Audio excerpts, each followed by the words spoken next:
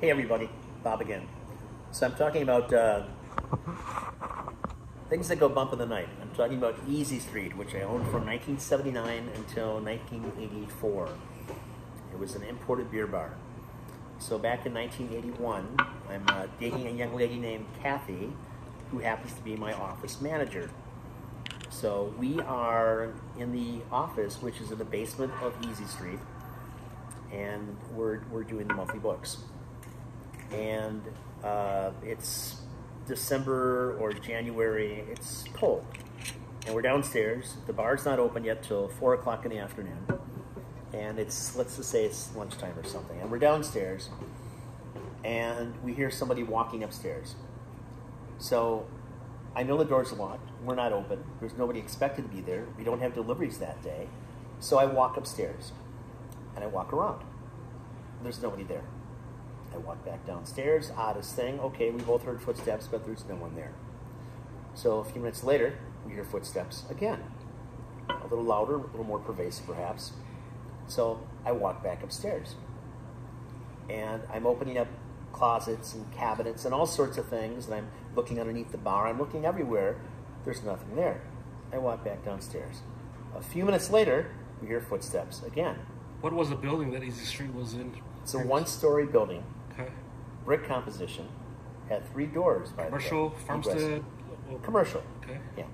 We're the only tenants, it's just us. Back downstairs, hear the footsteps again.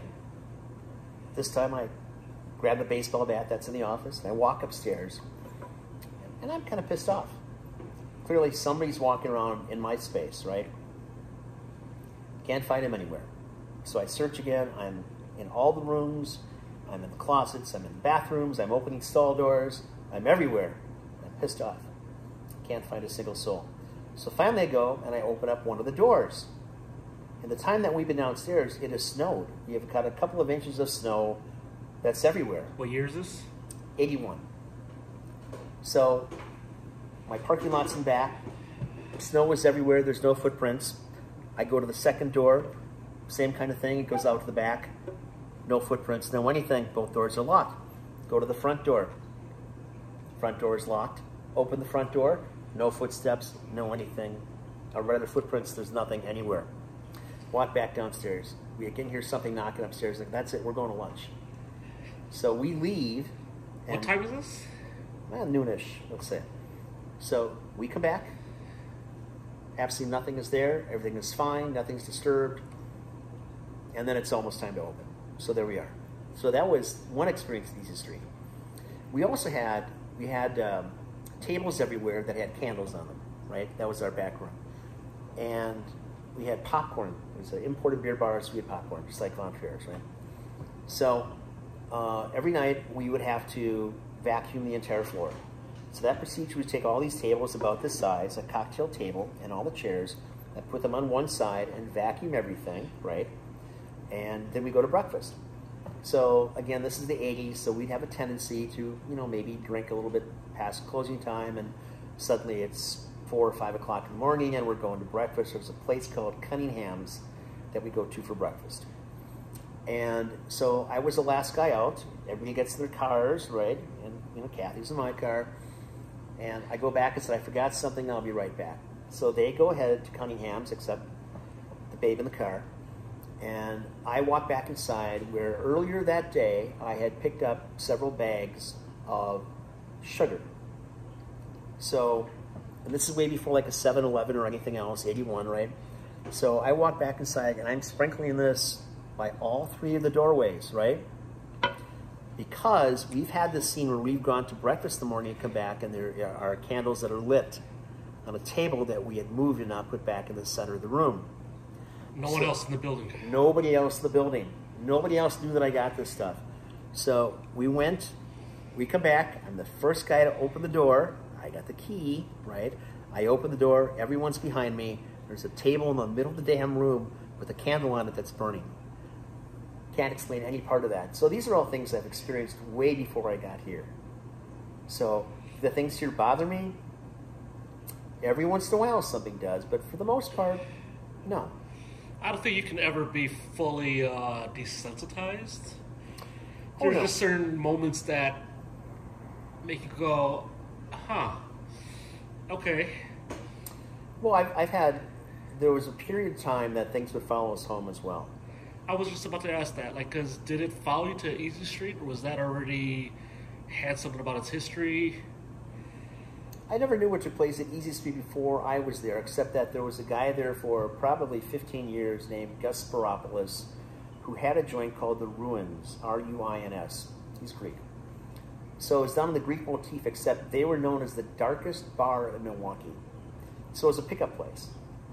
So you've got any number of women straying. They were known for the women that would just go there to hook up. But it was the darkest place because it was the darkest place. So that was the history before I got there. And I put this cheek, the most imported beers in the entire Midwest, if not beyond that point. And we had a real vibrant business. But I changed the dynamic from divorcees and just women looking to hook up to college kids.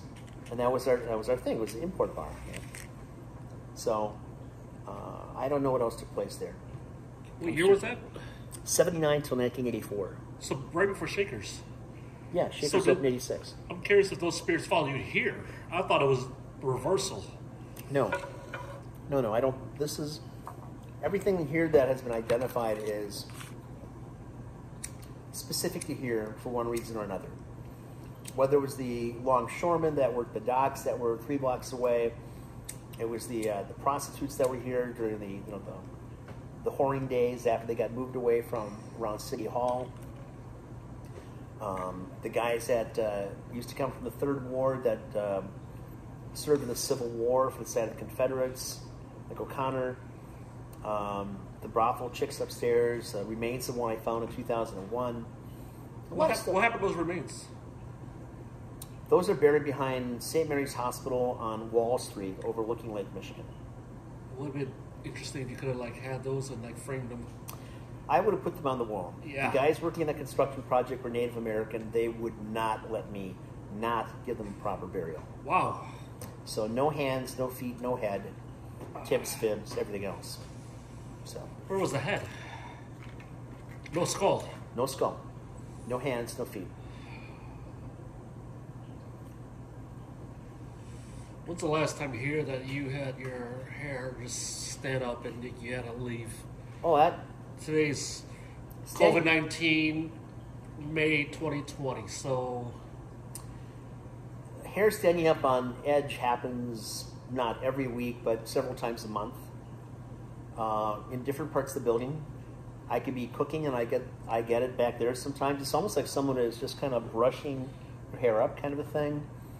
On your arm and neck, I get that a lot downstairs. I mean, it's a regular thing here. And most people that have worked here for a while have got some experiences. I think probably more people have experiences than they're willing to admit. It's a thing that it's not something that you feel comfortable talking openly with because you're crazy, you're cuckoo. That didn't happen, you're drunk. Well, Brianna's here the most of anybody the last 3 months, right? Well, she'll barely go downstairs by herself. She refused to go downstairs by herself. I've gone down multiple times with her. Even to get ice, someone's got to go with her, Yeah. or to get booze or Yeah. something. Someone has to go with her, or it's just not getting done. But it is interesting, how downstairs you expect to be cold, but when it's always cold upstairs, it's a weird feeling. The temperature changes a lot downstairs. It's generally cooler. It's a cellar. Sure. But there's an area towards the east that can drop as much as 30 and 40 degrees. When these guys come through, we're seeing paranormal other people, and they've got their gauges. It's crazy to see the differential for no particular reason. And then moments later, it's all the same. So, everything is fluid. It keeps moving around. It doesn't just stay in one place. Well, this weekend, what should be interesting, as we have them coming on Saturday, gonna have a little round table discussion of sorts. The seances are intriguing. We had one here several years ago, and the medium for that has subsequently died, Victoria. But she was a interesting old babe who had a lot of great stories. So my girlfriend at the time, Amanda, sat in. They needed a ninth person to sit at the seance. She did. I was standing off on the side. And I've never seen this before. I haven't seen this since. I don't go to a lot of seances. I don't go out of my way for these things. But you don't have to. I don't have to. But literally, the table is rising. I mean, no one's got anything. There's no actuator. It's my house. I know there's nothing underneath the table. There's nothing going on, right? The table is moving, is doing this kind of a thing, and people are talking in different languages. It's kind of like my ex-wife, when she, I used to be married, and Marla would just talk in whatever. And it's the same kind of thing that's going on. It's like nothing I understood anyway. And so it got to be so rambunctious, so maybe not violent, but so it was doing things, right? That Victoria shut down the seance. What she didn't do is she didn't seal things off. Apparently there's a procedure to, like we do this with divination rods. Yeah, sure. I tell all the spirits to stay here, or whatever else. So she didn't do any kind of grounding with that. And when the two of us went home, Amanda was freezing. So I got a down comforter on. I got other blankets on top of her. And she's just shaking and freezing. And then at some point, she's giving off this smell like an old lady, kind of a hibiscus-y kind of smell. Old person smell kind of a thing. And the next day, I'm like, if you're not better, I'm going to take you to the hospital. You're going to have to go to the ER because there's just obviously you're not right.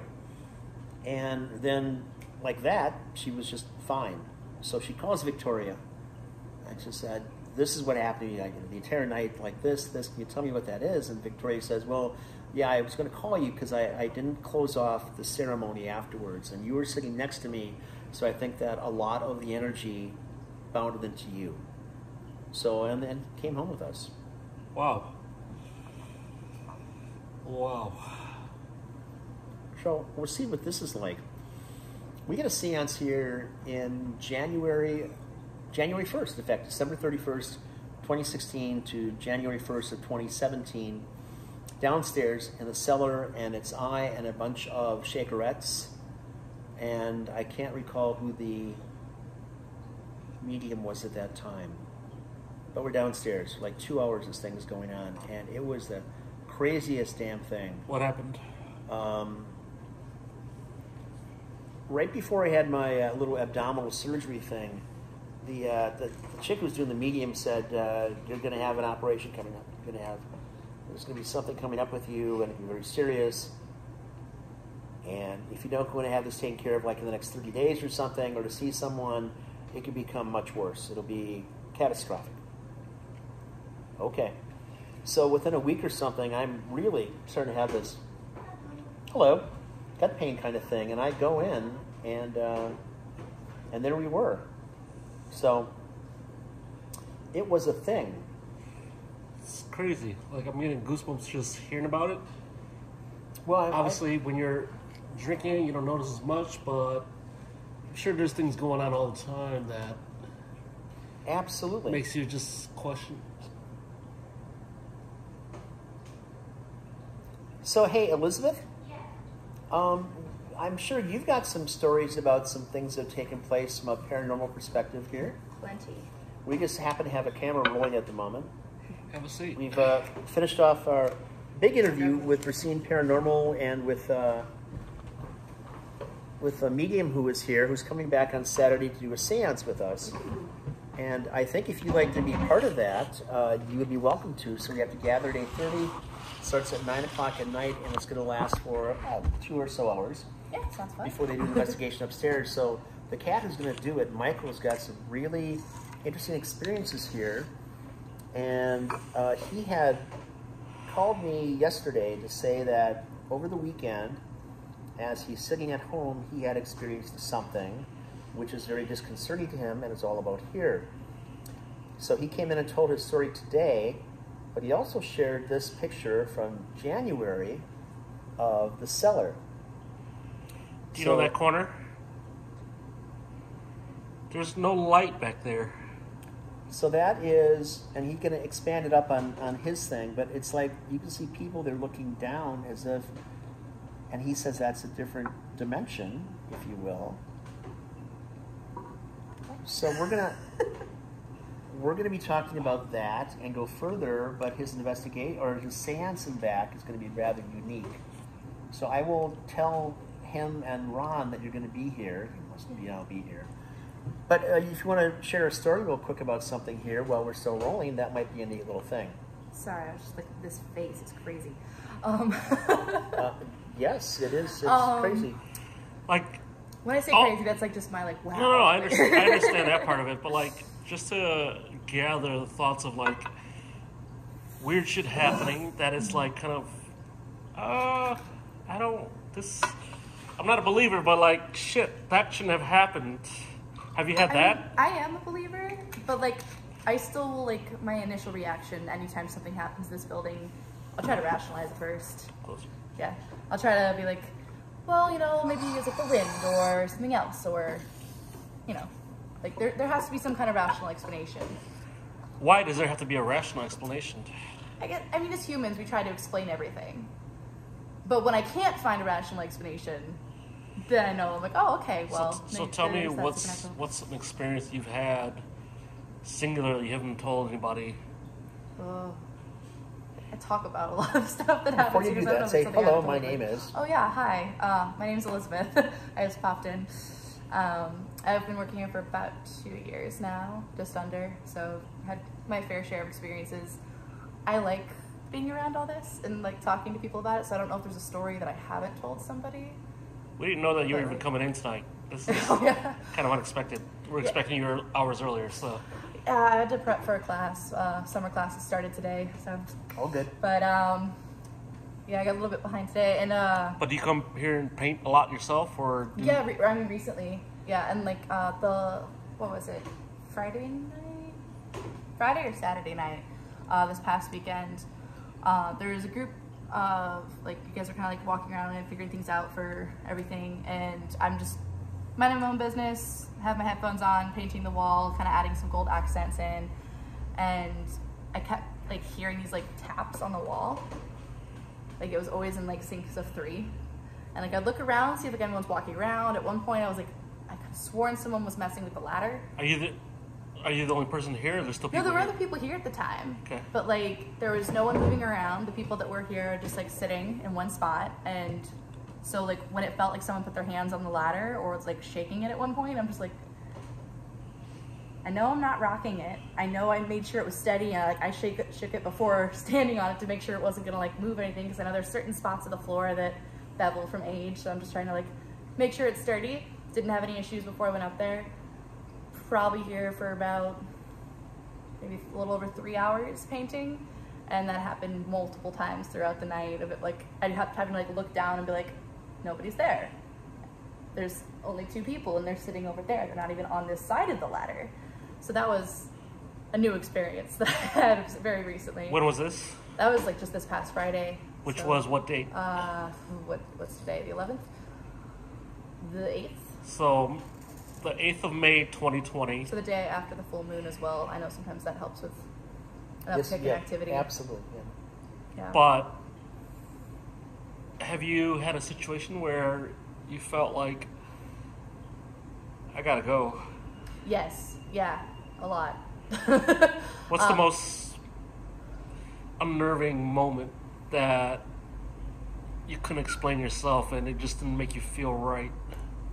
The most unnerving would be, I think we spoke about this when I sat down with you and Michaela, but there was a shadow figure that I locked eyes with, that the mirror above the fireplace on the 3rd floor, it was maybe like 5 in the morning. I was planning on spending the night and started to feel like kind of sick to my stomach. I'd step out of the room, I felt better, I walked back in the room, start to feel sick again, and then a little around 5, I just felt like I checked my phone when I left, so I know it was like about 5:30 when I left here. So it had to have been around 5 in the morning when like this full-figured shadow, like looked like he was kind of made of smoke almost. Like I could see the shoulders, I could see the neck, I could see his face. It was like sunken in eyes, the highlight of where a nose should be, but no like distinctive facial features. And that was enough that I was like, okay, yeah, that's it for the night. I'm gonna leave. I'll try staying the night another time and just deal with it later. that was probably one that really was probably the most unnerving experience. On a day-to-day basis, I'd say that the cellar for me is the most unnerving portion of the building on a day-to-day process. However, that if you're spending the night upstairs, there's all sorts of things that take place up there. I'm not sure that you were up there for different tours when you felt this whoosh of something go by you. I think you might have been up with me last summer when I had a shirt that got ripped in the back as well. Yeah, I remember that. And there's nothing around either one of us, and my shirt gets ripped. So that was a lovely silk shirt too. Things just happen for no particular reason. That's the whole thing, is that you try to objectify what's going on and how something could possibly take place. But when you're standing by yourself and something touches you, happens to you, or something else, and there's no one around. There's no one around. So I don't know how much science you want to throw at something, and as much as I really am a devotee of Carl Sagan, there are still things that just defy explanation. Yeah, definitely. So it's a big universe, big world, and we have more than our share of things here for whatever reason. So Michael, the psychic, is also the opinion that the things that are taking place here are going to increase to the degree that we'll see many more things here for the duration of the year, and just civilians will as well, not just the people that work here, which is a really cool thing. But he thinks it's all based on good things, which is all the better. So it's like more of like a residual energy upkeep, or no, I don't want to put words in his mouth at all. So. I just didn't know like what he was saying. So well, we can find out more on Saturday. Exactly. Yay. Cool. Okay. What scares you about this place? Brianna. No, I love Brie. I don't know. Like, there's definitely moments like the shadow that I've been scared enough to at least leave for that night. But like, I've always been drawn to the supernatural, so I don't know if anything really like. Even when it is really scary for me, I still come back. So you have no fear. I have a healthy dose of fear of like when something feels wrong and I need to get out of a situation, but like I'm still gonna come back and check it out later. Have you felt things downstairs? Yeah, often like when we're open and like if I'm bartending and need to grab ice or something down there, if I'm the only one down there, I tend to like sing or like hum under my breath, because when it's just eerie and quiet, like that's when you feel like, I don't know, like. Do you walk a little faster? A little bit, yeah. Depends on the night. We still have cops that go downstairs and pull out their sidearm. Now, that's because that's part of training, for God's sake. Sure. But they have the sensation there's something there that means them harm. Same thing like women walking down dark streets, right? There's a sensation you get in different areas that you shouldn't be in. So the cops like the get fight this. Or flight. You can't shoot a spirit at me or something else, but that's your training. That's what you do. You pull out your sidearm. You're prepared for something. Have you heard the story of the maggots outside? Maggots? Maggots? No. No. Bob, can you talk to us a little about that? 1995, we hired a lot of ballerinas from the Milwaukee Ballet Company. We did a lot of things with them back then. We were sponsored. So we have someone who became a prima ballerina named Carissa Stitch, who worked here. And it's a Tuesday night, and I'm cooking, and it's now midnight. I shut down the kitchen, and I've got a bar full of guys that are salivating just watching her walk back and forth, right? So I'm smoking a cigar at the end of the bar. I drop my ash. Bad juju. So I grab my bev nap, and I'm picking up the ash on the floor, and I see a maggot right over there. Well, what the hell? So I take my bev nap and I pick up the maggot and I deposit that and the ash in the waste container. As I come around, I see 3 more maggots. Okay, dispatch the maggots. I open the door and there's a river of maggots between our building and Tony's, and they're moving, they're writhing, they're going from the east to the west. So I close the door, I walk downstairs, get a case of bleach, 6 bottles of Clorox, and I walk out the front door. No one's looking at me, they're looking at Carissa. I'm pouring the bleach liberally all over the building, right? And I get to the back and I throw whatever's left into the dumpster. The dumpster is encased with maggots. The cyclone fence by the fire department is encased with maggots. It's just maggotorama. So they're really slippery, by the way. So I'm slipping and sliding everywhere as I head all the way to the east to see where these are coming from. And I get to First Street. There's a sidewalk, which looks perfectly normal. But just this side of the sidewalk are all these maggots, the entire alley width of maggots, and they're all moving, right? So I come back in, and I say to Carissa, I want you to see something, I don't want you to scream. Okay. Open the side door, and she's like, ah! I said, okay, last call, that's it, last call, right? So we shut the place down, or are shutting it down, and the side door opens up, and a copper walks in. Actually, two coppers, and it's Greg Duran, who at that time was the FTO, Field Training Officer, and he's got a brand new recruit with him, and he's got a brand new squad car with him as well. So he's like, everything okay? What's going on here?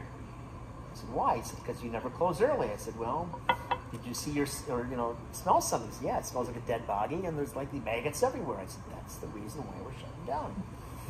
So Chris and I leave, and Duran is doing whatever Duran does as a cop, and I don't see him that night. I see the next night, rather. I had gotten here like at 6:30 or 7 in the morning, because if there's a vector problem, I got to do something about this. Call the health department or something. So I'm looking around, and the concrete is like freshly poured. There's not a blade of grass. There's not an ash. There's nothing out of place whatsoever. I go home.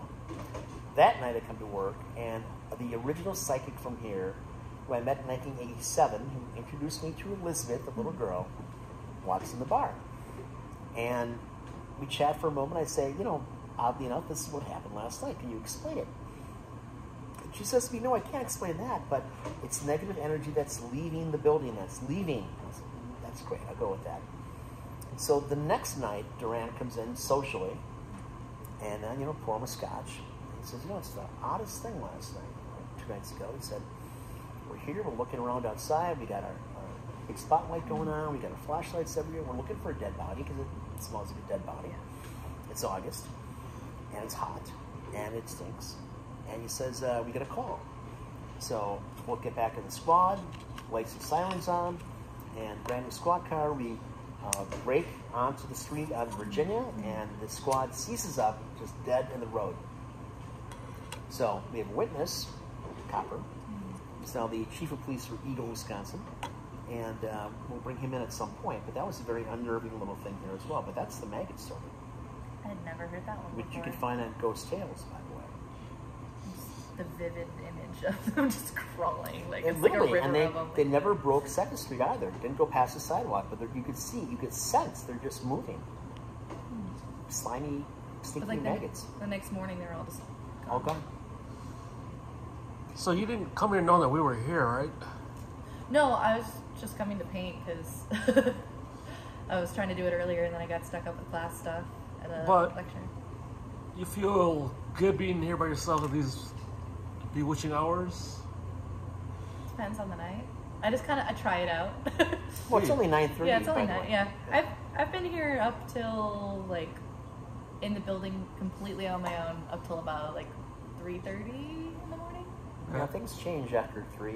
Yeah. funny enough. That's usually around the time that it's like, oh, okay, it's time to finish up and get out of here, or like have someone sit at the bar with me. It sounds like you have a strong soul that things don't bother you. You don't let them get to you to that point where it's a situation where it's like, all right. I mean, yeah, like I still get scared, but I don't know. There's just something about like supernatural and like different energies that, like, for me, I guess I just always want to try to understand them.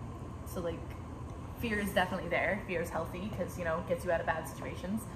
But a lot of it for me is just like, if there is something there, I want to know why. So I'm not going to like run away right away unless it's like that shadow thing. Yeah, I dipped out of here really fast that night. But like otherwise I try to figure out if they've got a message You're or like something. the all-purpose girl here. You're a tour guide. Mm-hmm. You're a bartender. So as you have been a bartender, what's the most harrowing thing that you've experienced or seen that's taken place here? I've been like stalking, so it'll be like the end of like a Sunday night. I just did like last call, last person left, lock the door, go down to the basement, and I'll turn the lights on and at the end of the night because there's no tours or anything else. I'm the only one here, and I've had like all the lights go off on me. So I was like, okay, I'll just come in tomorrow and help whoever's working tomorrow stock because I'm not doing it tonight. I've had stuff like that happen that's been like, oh, yeah, nope, that's my signal. And by the way, all the electrical is up to code and plus code, and there's no issues with that whatsoever. So things manifest or happen for reasons that we just can't explain. It's crazy. Just, I don't know. It's, as much as you don't want to be a believer, certain things happen that you can't explain. Yeah. You can't explain, you can't deny, you can't justify. And it's a weird scenario where it's not something, I guess, in 2020 that with COVID and everything else going on in the world, it's not a thing that we look at like, wow, this is something that's real and something I gotta concern myself with. You get what I'm saying? Like you're an artist and you come here and you have your certain energy about you. Yeah, like, do you draw things to you? Do you expel things? So I don't know if I draw energies to me or if I'm drawn to them, but I've definitely had like a pull towards different things in my life that tend to be more supernatural. Like working here, for example, like I didn't know this place was haunted. I was just like, I was actually out, like, well, I came in to check out the band, but like that particular night, I didn't even know the band was here at first. Like I'd heard that they were here on Thursdays, but like I was just out with friends. And you're from St. Louis anyway. Yeah, I'm from St. Louis, and I was just out with friends that night. We were driving back home, and we're passing here. I was like, hey, Shakers, that's, the place that's supposed to have the band. I want to go check them out. So my friends pulled over. We came in for a little bit. My roommate had to take her other friend home, so they left. I sat at the bar for a little bit and just like, it's like, this building's really cool. There's something about it. I really liked it. And then once I found out it was haunted, I was like, oh, yeah, can I have an application? Because there's definitely something here. Do you fear ghosts, spirits, energy? I mean, to the healthy extent of like, if something's extremely negative or malicious, yeah, like I'm not gonna stick around. At least not by myself, I'm not gonna stick around and figure out what it wants. But most of the time, at least what I've experienced so far in my life, is the ones that like they start off kind of scary, but you don't feel like any malicious energy from them. It's usually them just trying to communicate. So like if a door shakes, yeah, it'll freak you out at first, but maybe that's the only way that particular entity knows how to make its presence known. And once you understand that it's not as scary to see a door shaking, it's still weird. Like it's not like something you'd be like, oh yeah, that's normal, but at the same time with this building, sometimes it is. Have you experienced some doors shaking at all? In the basement, yeah. What happened in the basement? Behind the safe, maybe? Yeah, that white door by the safe. I've had that one shake a couple times, sometimes on a tour and sometimes when I'm just walking down there, like grab stuff. This front door up here, like that brothel side door, my first day training, that door just opened and closed several times. Like someone was opening it and like closing it behind them to go up the stairs. And it was only me, the training bartender, and you were actually in the building. You were back there doing something at the back bar. And it happened a couple times. I was like, oh, okay, it's windy outside, maybe, But then like a couple hours later, you can tell like the wind is no longer really going, and it did it again. I was like, oh, So okay. how'd you make that feel? It kind of felt like welcoming, like whatever was here, it was saying like, hey, yeah, we're here. Welcome to Shakers. You'll get used to us. It didn't feel like dark or anything. It was just kind of like, they just want to interact. Has anybody ever had scratches or any actual physical marks? Yes. Yeah, I've had a gentleman on tour that, like, not on my tour, but he'd come here, I think, okay, I'm trying to think, when was this? This was in February when he was on my tour, but he'd been here a few months prior and had made a comment about one of our spirits in the basement that we call the Mariner, and apparently the comment wasn't so friendly, because when he went to leave the basement, he felt something hit the back of his head, and when they got to the top of the stairs, he had 3 scratches down the back of it, and he had his head shaved too, so you could see it all. It's just like 3 scratches going down the back of his head. So when he came back and was on my tour, he showed me the picture of them. I wasn't on that particular tour. But you saw the picture of the scratches? Yeah, I saw the pictures of the scratches. It was there. Back, he was like, I'm sorry if anything I said offended you. I didn't mean, like he came back to apologize because like he's like months later still felt like unnerved about it. But after that tour, he said when he came up from the basement, he felt less threatened because he like came back and apologized. What do you tell non-believers? I would just tell people to keep their Take eyes the open. tour. Yeah, take the tour, keep your eyes open. Like, spirits, like, they're not really something that you can, like, snap your fingers and it's gonna be like, boom, right there. Like, they have their own timeline. So like, take the tour and see if something happens, but be prepared to maybe run. I always tell people, if you see me run, then you should follow. Like, it takes a lot to make me run, so if I'm running, you definitely want to get out of the basement. So what terrifies you here? There's like a shift in energy that I can't explain. Try.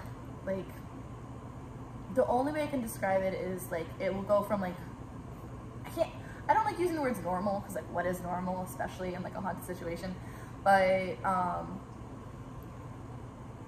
I guess I'm kind of used to the normal like balance of what the energy tends to feel like here, where there's like that ebb and flow of like good days and kind of bad days.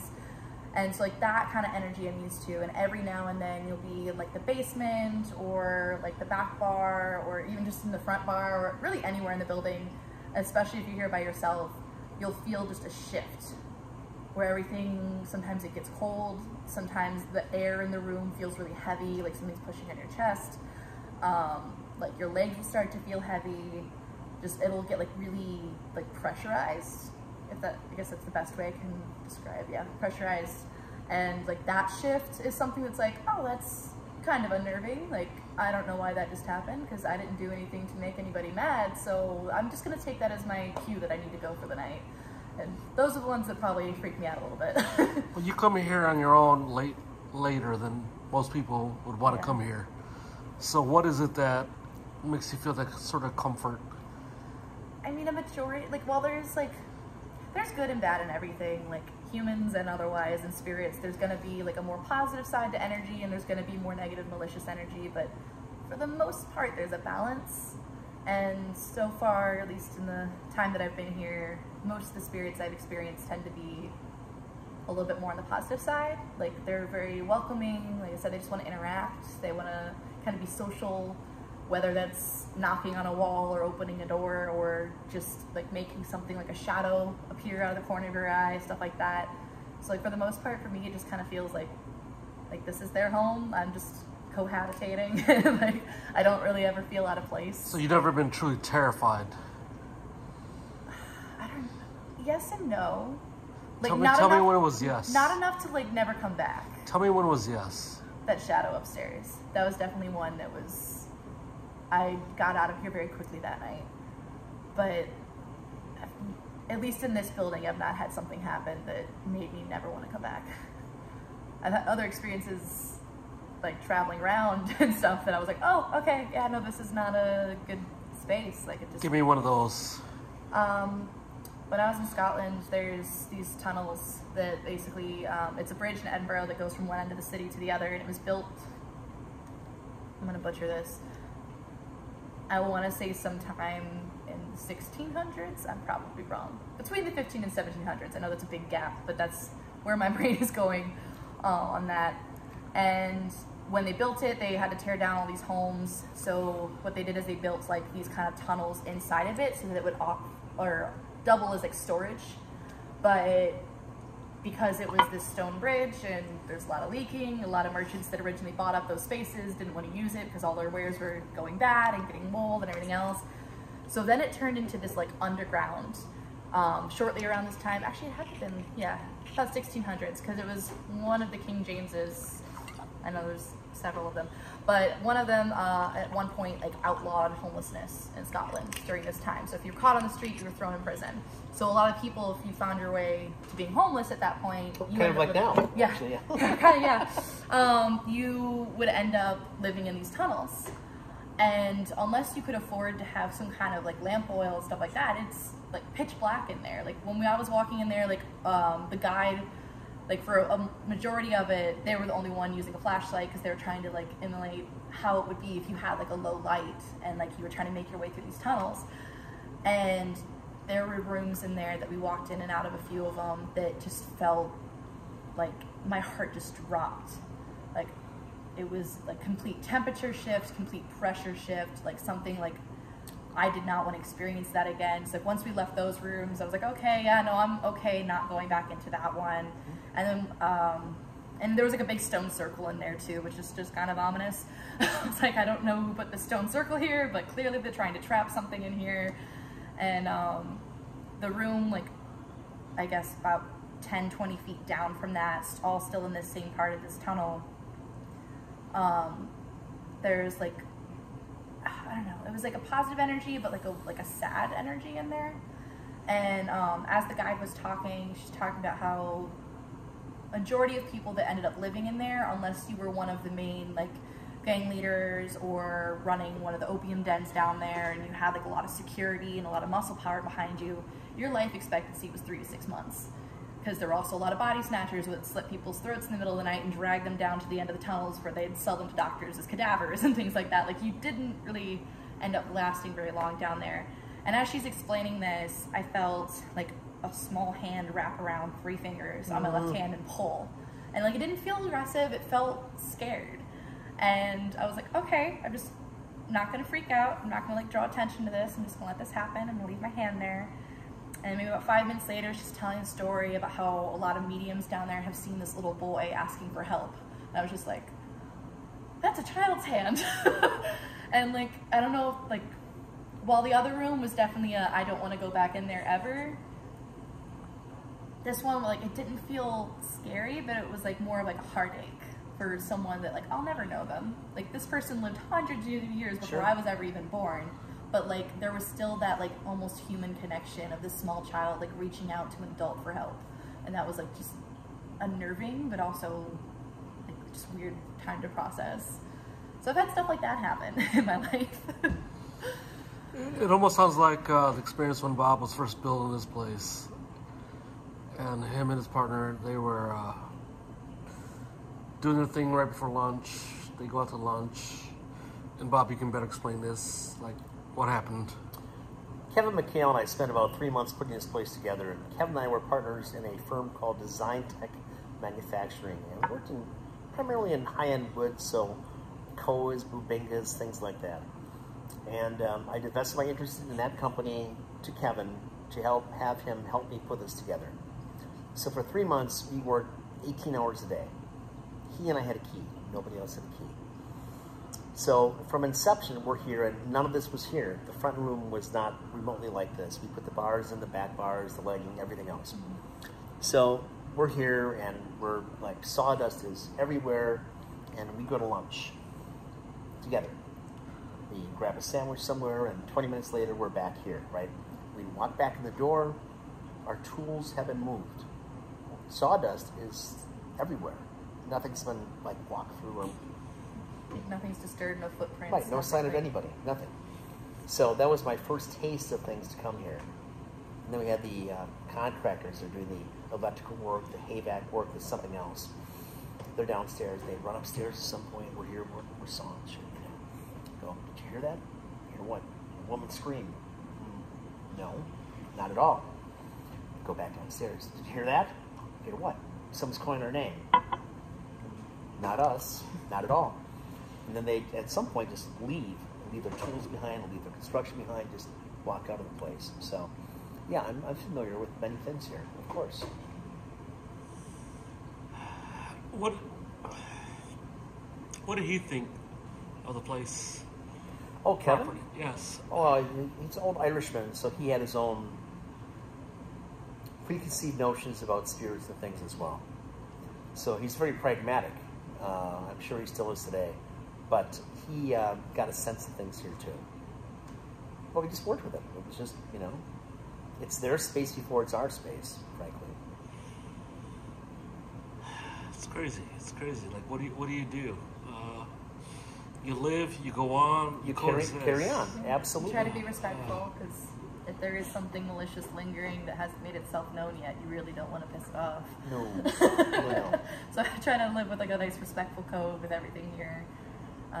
I know, like, we have the divination tours where we use the divining rods and like open a communication and talk to some of the spirits, and even doing that, try to keep the questions as respectful as possible. Every now and then you'll have someone on tour that will open their mouth and say something a little less seemly, and I'll always make sure to close that tour with, apologize for like, thank you for communicating with us, thank you for answering our questions, we'll leave you alone now. Like, have you had people that experience something that they've mentioned to you? Usually on tours, people like I try to give people time that like if they have been here before, or even if they haven't, but they've had their own experiences outside of here. Sure. So, like I try to give them like a few moments while they're like walking to and from one like spot in the building to kind of talk about that, and I had all kinds of things like people who have like had a completely normal time on the tour, didn't feel anything, didn't see anything, but then they were looking through their photos afterwards and there's like a face right behind them in a selfie they took in the basement. Or actually that same shadow that I saw, there's a, why am I blanking on her name? I know her name. I want to say Allison? Allison, yes. Like that she's actually captured a photo of that same shadow figure when she was taking a picture with her friend like 2-3 years ago. What on the happened? Tour. Well, and it freaked her out at first, but like now, like every time she's here, she's like, yeah, this photo, like she's like, this is crazy, but like that, like she has that proof of it happening, and like other people, like including myself, have also like seen that figure. I've had people feel things like when we're up on the brothel levels, they'll feel like a hand on their, like resting on their knee. They're sitting in one of the chairs. I've also had people feel like a leg kind of brush up the back of their calf, like someone's kind of like flirting with them and trying to like get their attention. I've had people's hair been pulled, necklaces come undone, pulled on, skirts been messed with. I had one girl like flip around her like she was about to hit the person behind her, and then she just turned around and her face was white because there was nobody behind her. Yeah. And I asked her, I'm like, are you okay? She's like, it felt like someone just flipped up the edge of my skirt. And I was like, oh, yeah, no, we got someone down there that tends to like ladies. He leans towards the blondes and the redheads, but... What would it take for you to abandon a tour? Something to physically grab me in like a painful way.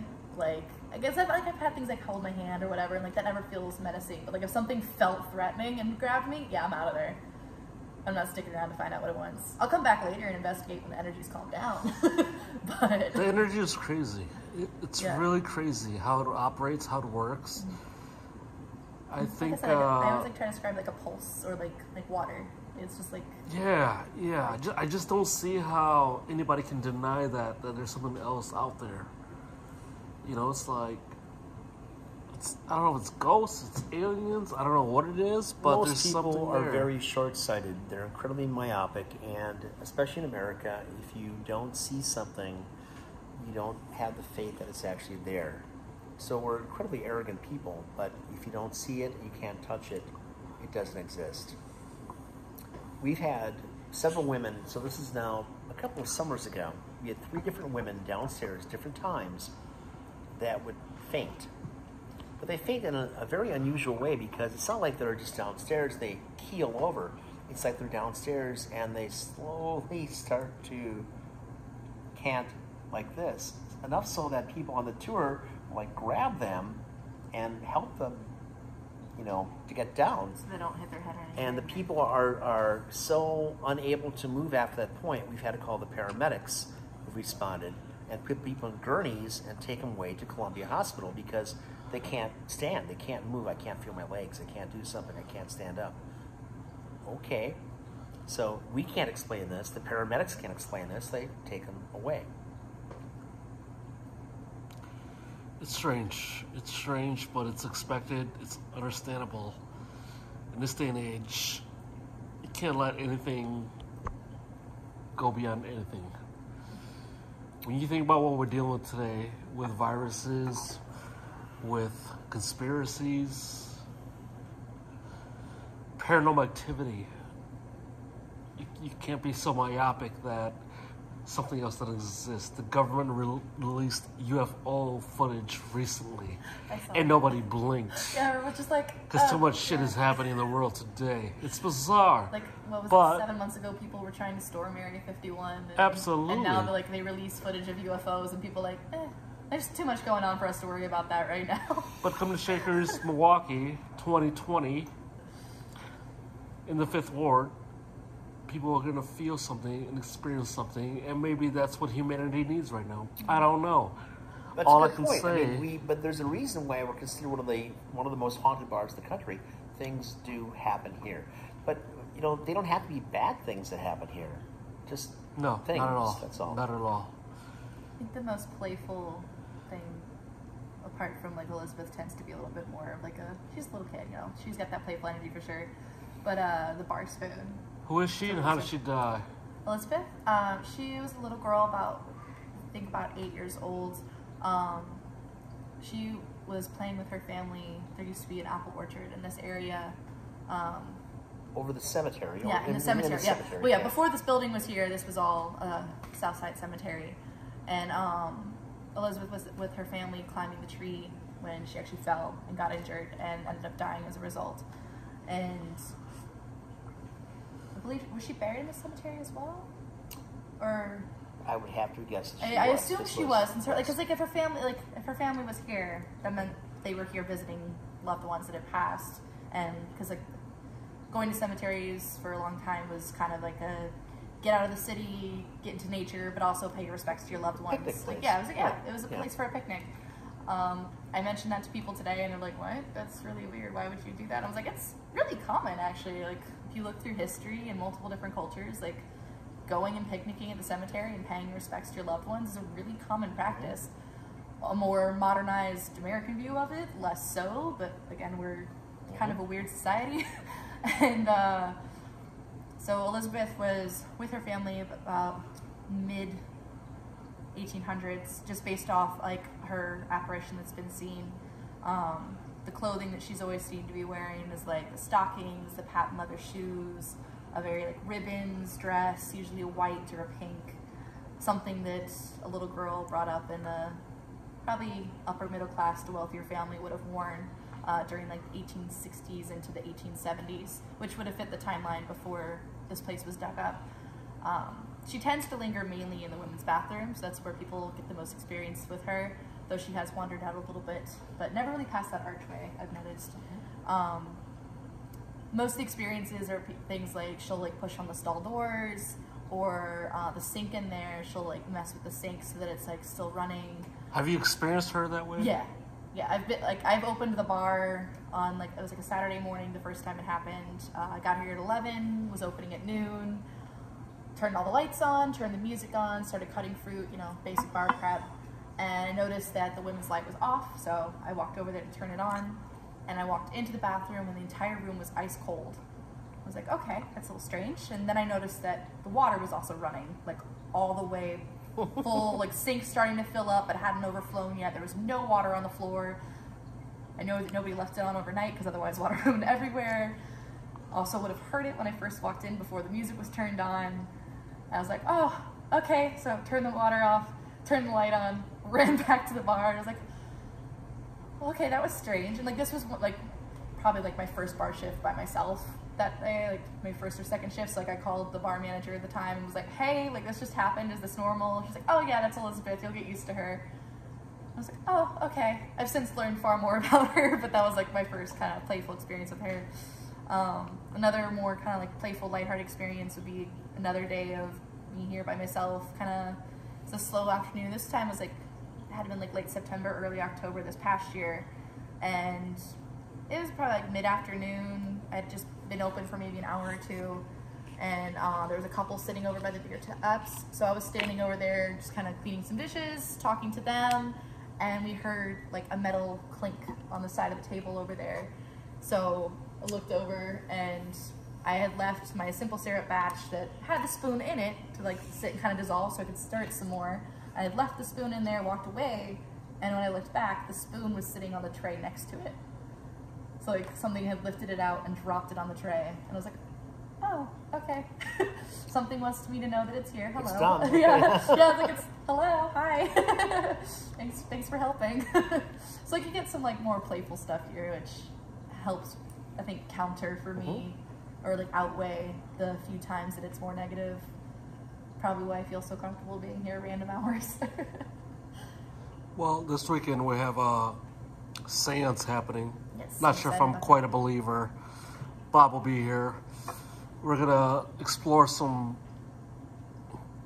avenues and opportunities of what's going on with real experts, and I think we'll answer some questions that we all have for what's happening and what is real and what is not. And you can be the judge of what's truly taking place. And you might have some stories about tonight after we leave. Maybe. We'll Maybe. see if anything messes with the ladder tonight. Cool. Well, thank you. Thank you. Didn't mean to pop in, but I'm glad I got to share a few stories. Great timing. Thanks. Yeah.